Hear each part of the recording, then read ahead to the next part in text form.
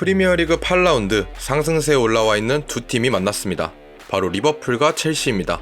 한국 시간 기준 월요일 새벽 12시 30분에 진행되는 이번 라운드 최고의 빅매치. 과연 어떤 점들을 알아두면 좋을지 지금부터 이야기해보도록 하겠습니다. 먼저 리버풀의 출전 불가 선수와 예상 라인업을 살펴보겠습니다. 리버풀은 현재 3명의 선수가 부상으로 경기에 출전하지 못할 것으로 보입니다.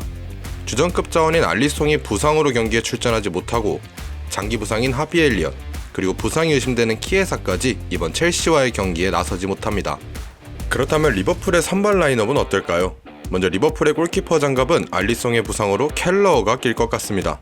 그리고 수비에는 로버트슨, 반다이크, 코나테, 아놀드까지 그대로 선발 출전할 것으로 보입니다. 미드필더진에는 주전 산미들인 그라벤베르, 소보슬러이, 그리고 맥칼리스터가 선발로, 공격진 또한 기존의 주전 선발 라인업 그대로 루이스 디아즈, 조타, 살라가 나올 가능성이 높을 것 같습니다. 원정팀 첼시의 예상 선발 라인업도 알아보겠습니다. 첼시는 우선 부상자 명단에는 여전히 리스 제임스가 이름을 올리고 있고, 쿠쿠레아와 포파나가 이번 경기 출장 정지로 경기에 출전하지 못합니다. 지난 시즌과 달리 부상 관리는 잘 되어가고 있는 첼시이지만 중요한 리버풀전을 앞두고 경고 관리에 실패하면서 마레스카 후방 빌드업의 핵심인 두 선수가 경기에 나오지 못하게 되는 상황입니다. 빌드업의 핵심 선수들이 출전하지 못하는 첼시의 선발 라인업은 어떻게 꾸려질까요? 먼저 최근 엄청난 선방 능력들을 보여주고 있는 산체스가 골문을 지키겠습니다. 쿠쿠렐라 자리에는 치렐과 헤나투베이가 정도가 뛸 수 있는 상황인데, 사실상 마레스카 계획에 들지 못한 치렐이 이번 경기에 선택받지 못하고 베이가가 선발로 나설 것 같습니다. 중앙 수비는 코릴의 짝을 찾아야 하는 상황인데, 같은 왼발 수비수인 바디아시를 제외하면 토신, 디사시 정도가 후보가 될 수 있습니다. 하지만 디사시도 최근 보여준 수비력이 너무나 아쉬웠기 때문에 토신이 선발로 나설 것 같습니다. 그리고 우측 수비는 여전히 구스투가 책임지겠습니다. 수비진 외에는 딱히 출전하지 못하는 선수가 없는 첼시.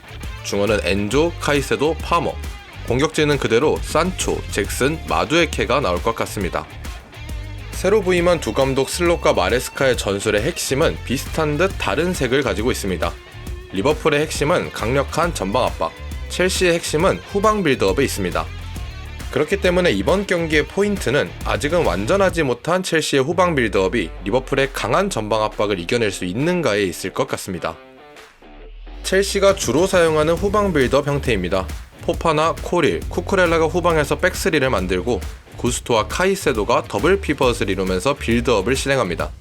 하지만 첼시의 후방 빌드업은 아직까지는 상대의 강한 전방 압박에 취약한 모습을 보여주고 있습니다.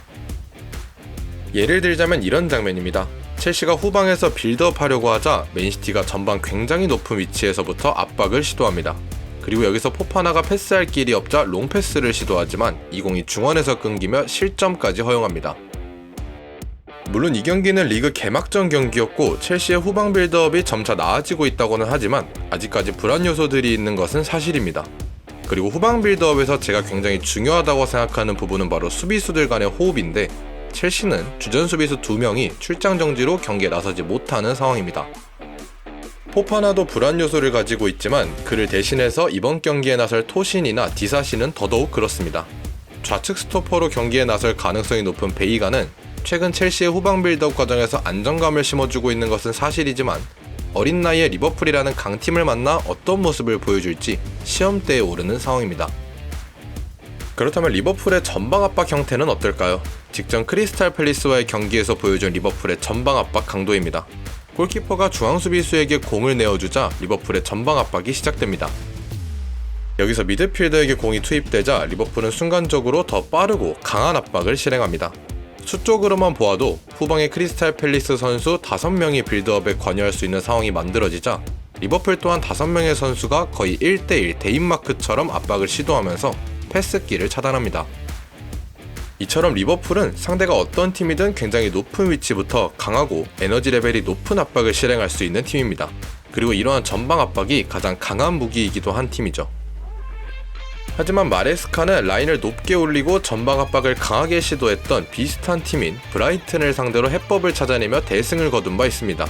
후방에서 엔조나 카이세도의 롱패스를 통해 폼이 절정으로 올라와 있는 파머의 득점력을 이용하는 일명 딸깍 축구가 그 해답이 될 수도 있겠죠. 하지만 리버풀은 코나테와 반다이크라는 훨씬 수준 높은 수비수들을 보유하고 있고, 이를 토대로 현재까지 리그에서 단 2실점만을 기록하고 있는 팀입니다. 최근 득점력이 물이 오른 첼시의 공격력과 리버풀의 단단한 수비력 또한 이번 경기의 키포인트가 될 수 있겠죠. 새로 부임한 두 감독 슬롯과 마레스카의 리그 첫 번째 맞대결. 두 감독 모두 시즌 초반에 굉장히 기분 좋게 보내고 있는 상황 속에서 과연 이 경기의 승자는 누가 될까요? 여러분들의 생각은 댓글로, 또 다른 축구 영상이 보고 싶으시다면 구독 버튼도 한 번씩 눌러주세요. 오늘 영상은 여기까지입니다. 시청해주셔서 대단히 감사합니다.